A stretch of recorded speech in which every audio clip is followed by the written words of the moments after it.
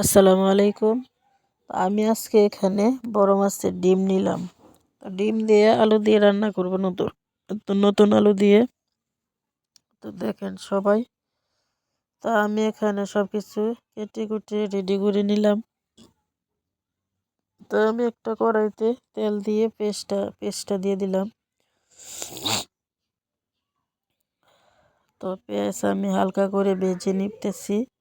তারপর আমি মশলাটাও দিয়ে দিতেছি। তো এখানে আমি মরিচের গুঁড়া দিলাম 2 চামচ, হলুদের গুঁড়া দিলাম 1 চামচ, ধনিয়ার গুঁড়া দিলাম 1.5 চামচ, তো লবণ দিলাম 1.5 চামচ দিয়ে এখন আমি মশলাটা একটু পানি দিয়ে কষায় নিতেছি।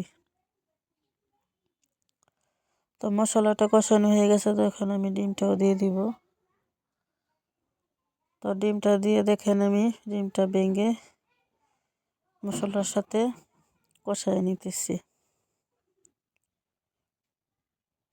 তো এখন আমি কষানো শেষ হয়ে গেছে, তো আলুটাও দিয়ে দিলাম। তো আলু দিয়ে মশলার সাথে একসাথে আমি নেড়ে চেড়ে মিশিয়ে নিব।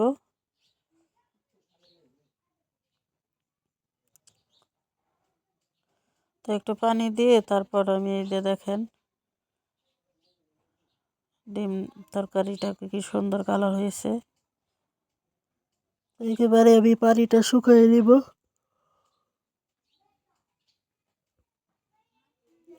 তো আলুর সাথে ডিমের সাথে আমি আলুটা একসাথে মিক্সড করে নিতেছি। তো এখানে আমি কিছু ধনিয়া পাতা দিয়ে দিলাম, দিয়ে একসাথে মিশিয়ে নিতেছি।